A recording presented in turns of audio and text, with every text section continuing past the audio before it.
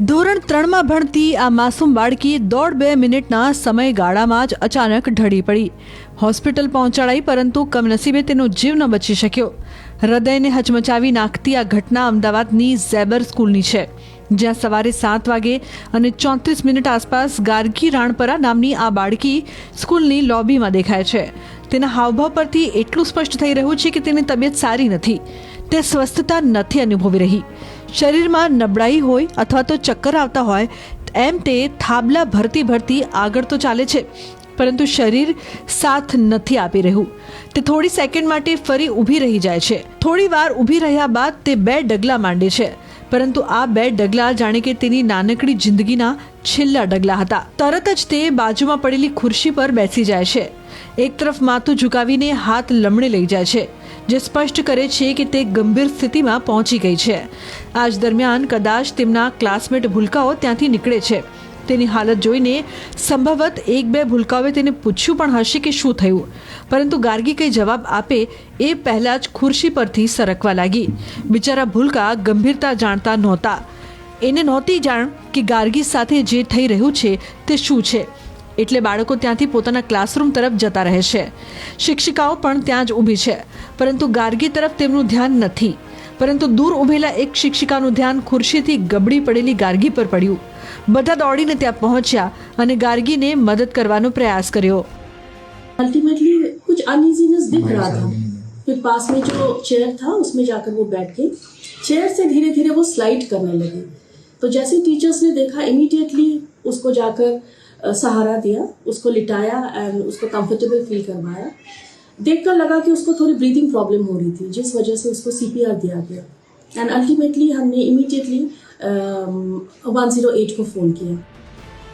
માત્ર ગણતરીની સેકન્ડોમાં જ માસૂમ ગાર્ગીએ દુનિયાને અલવિદા કહી દીધું. ગાર્ગીના માતા પિતા હાલ મુંબઈમાં છે. તે અહીં દાદા દાદી સાથે રહેતી હતી.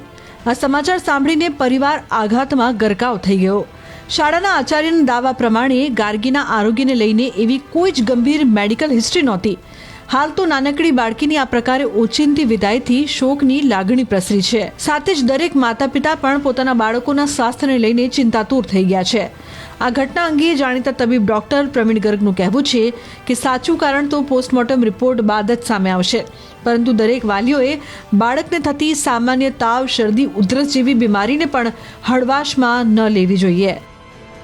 તો મોસ્ટ પ્રોબેબલી આ કાર્ડિયક અરેસ્ટ થયો હશે, અને કાર્ડિયક અરેસ્ટ થવાનું કારણ કદાચ એવું પણ બની શકે કે બાળકોમાં કન્જેનાઇટલ એટલે કુદરતી કોઈ વાલ્વની તકલીફ હોય કે બીજું કુદરતી જન્મજાત ધબકારાની કોઈ તકલીફ હોય, તો એ મૂવમેન્ટ ઉપર પ્રેસિપિટેટ થવાના કારણથી આ એક્યુટ કાર્ડિયક ડેથ થઈ શકે. બીજું કારણ એવું પણ થઈ શકે કે ગમે 3-4-5 દિવસ પહેલાં ગમે તે કોઈ વાયરલ ઇન્ફેક્શન એ ચાલતો હોય, વાયરલ કે બીજું ગમે તે કોઈ પણ ઇન્ફેક્શન રહેતું હોય, અને આને યોગ્ય સમયે તાત્કાલિક વ્યવસ્થિત ડાયગ્નોસિસ અને ટ્રીટમેન્ટ નહીં જ કરાવો તો પછી એ આના કોમ્પ્લિકેશનના કારણથી પલ્સ અને બ્લડ પ્રેશરમાં ફ્લક્ચ્યુએશન થવાના કારણથી પણ આવી રીતની એક્યુટ કાર્ડિયક ડેથ પણ થઈ શકે છે. તો આ જે કાર્ડિયક અરેસ્ટ થયો છે આનો તો હવે જે કારણ કદાચ હવે જે આગળ પોસ્ટમોર્ટમ કે જે પણ રિપોર્ટ થશે તો જ 100% કન્ફર્મ થશે. જો આવી રીતની અનફોર્ચ્યુનેટ ઘટનાઓ બીજા કોઈ બાળકમાં ના થાય તો એટલે એક તો ઓબ્ઝર્વેશન, બાળકના ઉપર ક્લોઝ ઓબ્ઝર્વેશન રાખવી બહુ ઇમ્પોર્ટન્ટ છે. સપોઝ એ સ્કૂલ રમીને આવે પછી એમના કોઈ પણ જાતના અનયુઝ્યુઅલ સિમ્ટમ્સ એટલે બહુ વધારે થાક લાગતી હોય, એમના ધબકારામાં ફ્લક્ચ્યુએશન જોવા પડતું હોય, એ શ્વાસ નહીં આવવાની તકલીફ કે ફરિયાદ કરે, છાતીમાં દુખાવાની ફરિયાદ કરે, કોઈ પણ જાતની ફરિયાદ કરે તો તાત્કાલિક નિયર બાય કોઈ ડૉક્ટરને બતાવીને એ ડૉક્ટર પહેલાં એક્ઝામિનેશન કરે. પછી એમને એવું લાગે તો હાર્ટનો 2D ઇકો કરાવવાથી એક રફ થોડો કન્જેનાઇટલ કાર્ડિયક એબનોર્મેલિટીનો ખ્યાલ આવી શકે છે. બીજું આ વાત છે કે અત્યારે આ સિઝનમાં ગમે તે કોઈ તાવનો કોઈ પણ કેસીસ હોય તો સેલ્ફ ડાયગ્નોસિસ અને સેલ્ફ મેડિકેશન ના કરવો જોઈએ, કેમ કે આ 3-4-5 દિવસ પછી આ કોઈ પણ તાવના કોમ્પ્લિકેશનના કારણથી પણ એ બધી વસ્તુ બની શકે છે. એટલે તાવના 1-2 દિવસમાં જ ડૉક્ટરની સલાહ મુજબ ટ્રીટમેન્ટ કરવો જોઈએ, અને કોઈ પણ ફેબ્રાઇલ એપિસોડમાં તો બાળકને સ્કૂલ ના મોકલવો જોઈએ. એટલીસ્ટ જ્યાર સુધી બાળક એકદમ ફૂલ રિકવર્ડ નહીં હોય ત્યાં સુધી તો એમને ઘરે જ રાખવો જોઈએ. ત્રીજી ધોરણની બાળકીમાં આવી રીતના હાઈ રિસ્ક ફેક્ટર બહુ રેયરમાં રેયર જોવામાં મળે છે. છતાં પણ બાળકોમાં પણ ઓબેસિટીનું પ્રમાણ બહુ વધી રહ્યું છે, જંક ફૂડનું સેવન પણ બધું વધી રહ્યો છે. તો એટલે ઇટ ઇઝ બેટર કે શરૂઆતથી નાની ઉંમરમાં આ બધી વસ્તુમાં થોડો વિશેષ ખ્યાલ રાખવો જોઈએ.